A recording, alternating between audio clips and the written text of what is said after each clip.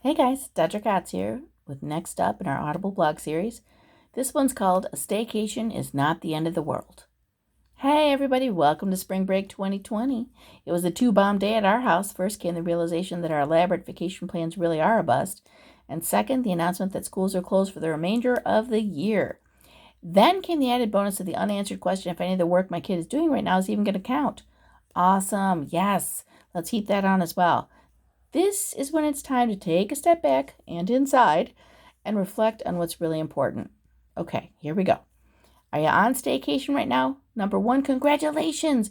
You got to get away from work and more exposures unlike healthcare workers that are either being asked to volunteer to stay or being essentially drafted.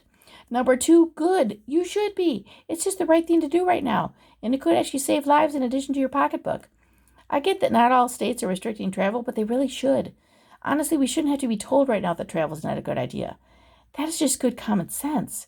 We have a virus circulating around right now that leaves some people asymptomatic and some people dead, and we don't know why or how to predict which person will be in which group. If you haven't been paying attention up till now, it's not too late to hop on board the corona train. No, I don't mean to watch every single source, both unreliable and reliable, a million times a day and get really freaked out. It's not what I mean. I stand by what I said earlier. Check in once a day at most to keep yourself in the loop and spend the rest of the day doing what you're supposed to be doing. So, what are you supposed to be doing? Staying home, unless you absolutely have to go out. You are still allowed to go to the grocery store, the doctor, the gas station, the ATM, or gosh forbid, the hospital. No, your grocery store outing is not a family outing. It should be one person equals one cart per family. Your basic needs are still able to be met, except for toilet paper. Eek.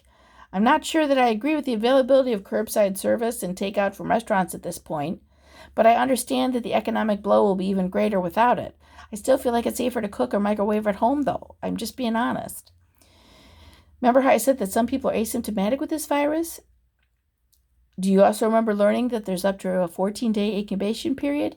You just can't guarantee that your food prep person is okay. This is just my opinion, of course. We haven't had any takeout in our house for like a month, I think. Don't get me wrong, I crave a good pizza like any normal person. It's just not worth risking my life over. I just heard on Good Morning America that some states are still having quote-unquote questionable exemptions to the shelter-in-place order. There are some states still allowing trips to the hair salon. I'm sorry, but I refuse to believe that having the perfect hair color or nails is an essential basic need. Personally, I'm intrigued to find out what my real hair color is after all these years. I just said hello to my natural nails yesterday as well. Okay, I'm being facetious. I am seriously hating my yucky nails and my dirty corkscrew gray pubic hair that is trying to grow on my head now. However, even if it's emotionally killing me, it is not physically killing me, so I need to suck it up. So now let's get back to the staycation. Yes, I had a great week in New York planned with a performance by our kid and her band at the Statue of Liberty. I have no doubt it would have been fantastic.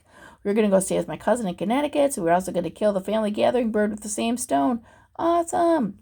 Now it's all gone, but guess what? That one trip was not worth risking our lives for. Those relatives will still be there another time. My daughter still has 2 more years of high school to look forward to. It is disappointing, but not life-ending. Coronavirus could be life-ending.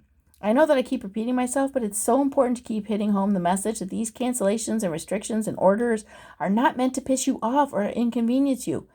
They are meant to try to save lives. That's about as big picture as you can get. I'm pleased to say that I think my kids get it. There's been far less whining about missing activities and boyfriends.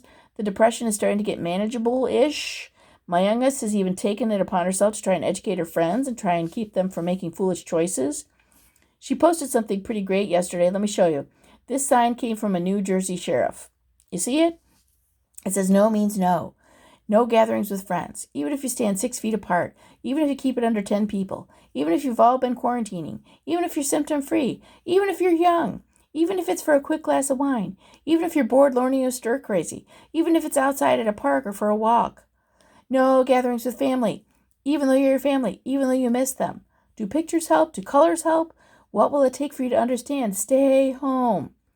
It really drives the point home, doesn't it? In some people's minds, New Jersey has taken things to the extremes lately. The police in Lakewood, New Jersey busted up an engagement party the other day and charged the adults with violation of the executive order and child endangerment.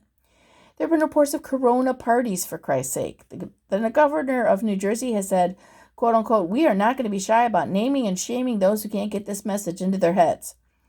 While one part of me applauds New Jersey's cojones, the other part of me finds it incredibly distressing that these are the lengths we have to go to still in order for some people to understand how important social distancing is. It's just what we have to do right now. Get over it. The sooner we get on board with the social distancing, the sooner our normal lives can resume. I mean, isn't it weird that the thing that we're protesting is the very thing that will ensure that there is nothing to protest in the future and we can do what we want? Just saying. So long story short, New York vacation is out the window. So what to do instead? Go on a staycation. It's cheaper, uses less gas, and there's no packing involved. Yes! There's no overwhelming set schedule that forces you to be busy from dusk to dawn every day that results in you being so exhausted at the end of the vacation that you need a vacation from your vacation. Suddenly, I'm faced with the startling realization that all of my lack of productivity excuses are gone. Finished. Finito. Oh, crap. This means that I can't use work as an excuse for not working out. I could actually short some junk, although I can't actually get rid of it right now because no one will come pick it up. Oh, well. Different target for another day, right? I could clean my garage. I can enjoy my deck. My dogs can get more walks in that entire time than the entire time that we've had them so far. I could try dyeing my own hair. Let me try that again. I could try dyeing my own hair. Eek. I could read a book. We could force the kids to sit down every night and have dinner at the actual dining room table. We could play games. I would say that we could do a deep spring cleaning, but I've kind of already done that, in the last few weeks. We could have movie marathons with endless amount of streaming services that we pay for, thinking that we're saving money on cable, but have no time to watch normally anyway. We could enjoy home-cooked meals every night and save on takeout. I can forcibly make everybody participate in the family game nights I've been yearning for years. I could join Play on the Porch 2020. Oh my God, the possibilities are endless. See? We can really make this work and save thousands of dollars that invariably get blown with travel vacations. Okay, this is not so bad, right? I mean, so far I've walked 5 miles a day and cleaned everything in sight as if this may be my last opportunity to do so ever. But then I realized I got to slow down and pace myself. I still have a week left. But before I go, I want to leave you with some inspiring staycation thoughts. Here we go. This is a quote from Hazrat Inayat Khan, and it says, "Some people look for a beautiful place. Others make a place beautiful." Here's one from Marvin Ashton. "Home should be an anchor, a port in a storm, a refuge, a happy place in which to swell and dwell, a place where we are loved and where we can love." Here comes one from T.S. Eliot. "Home is where one starts from." Here's one from Rumi. "The quieter you become, the more you are able to hear." And last but not least, Mother Teresa says, "Be happy in the moment. That's enough. Each moment is all we need, not more." Have a great day, folks.